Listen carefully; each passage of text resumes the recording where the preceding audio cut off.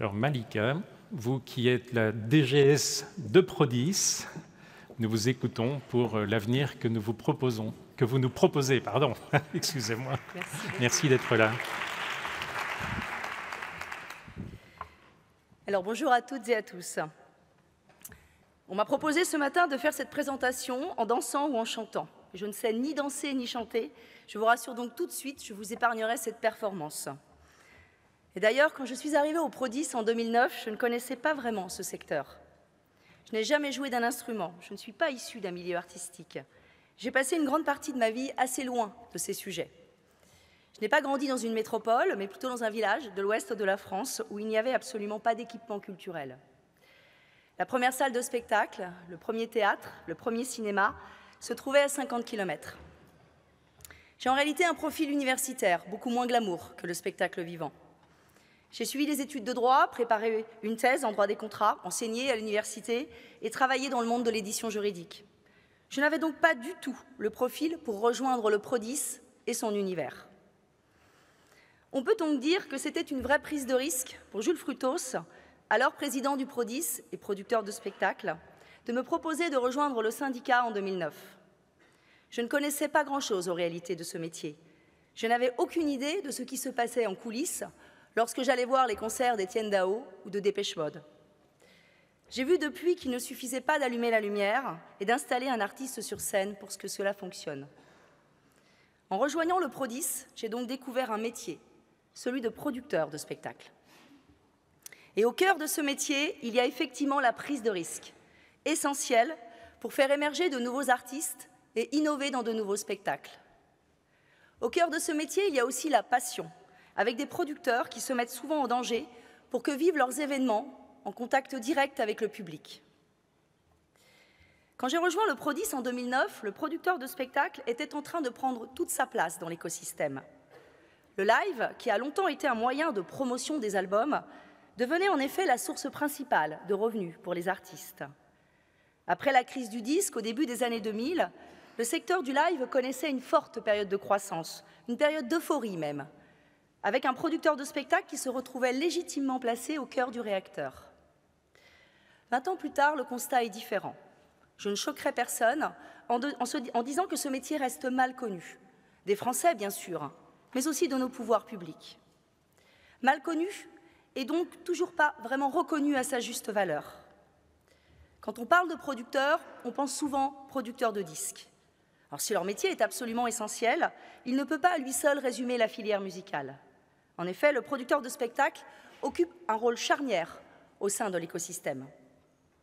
Et pourtant, qui est capable de dire que derrière l'Arche de Juliette Armanet, la tournée de Pommes ou le spectacle de Starmania, il y a d'abord le risque financier pris par leurs producteurs de spectacle pour que ces spectacles soient présentés devant un public, dans une salle de spectacle ou dans un festival, pour que des tournées existent en France et à l'international, et pour accompagner la carrière des artistes sur de longues années.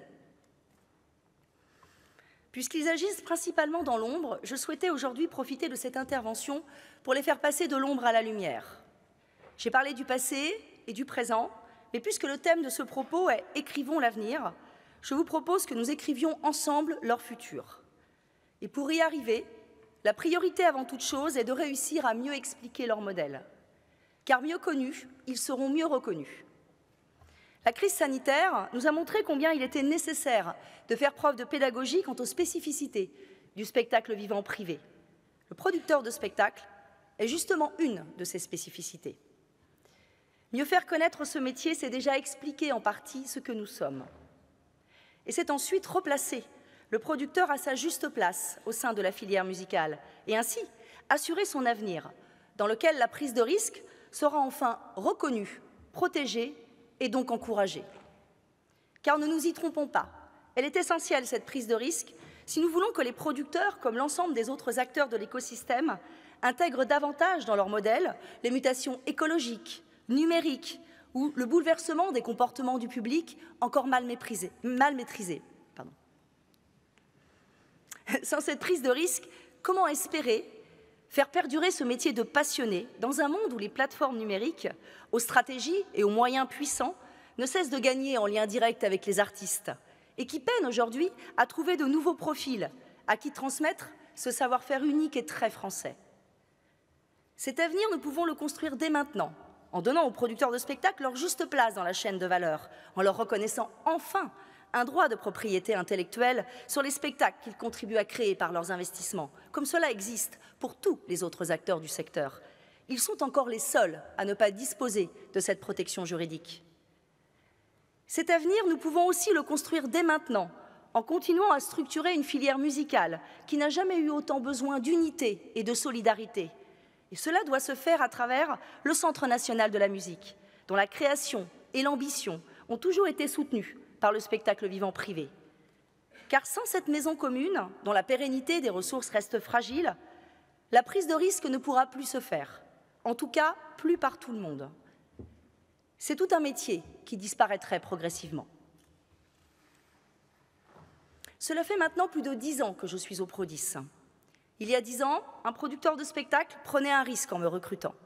Et aujourd'hui, je travaille tous les jours pour faire en sorte que tous les producteurs de spectacles puissent continuer à en prendre et à proposer des spectacles partout en France.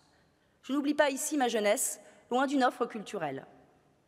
Car nos événements sont aussi les derniers endroits qui permettent une certaine mixité sociale, où l'on peut découvrir des artistes émergents et où l'on peut partager une expérience, une émotion ensemble. Encore aujourd'hui, à chaque fois que j'entre dans une salle de concert, que j'assiste à un festival, que je vais au théâtre, au cabaret, je ressens cette émotion si particulière que procure le live. Et je me rappelle tout particulièrement de celle que j'ai eue lors du concert test que nous avons organisé à Paris en 2021. Dans une période où tout était absolument interdit en France, j'ai de nouveau ressenti cette sensation qui vous prend aux tripes en entrant dans une salle de concert.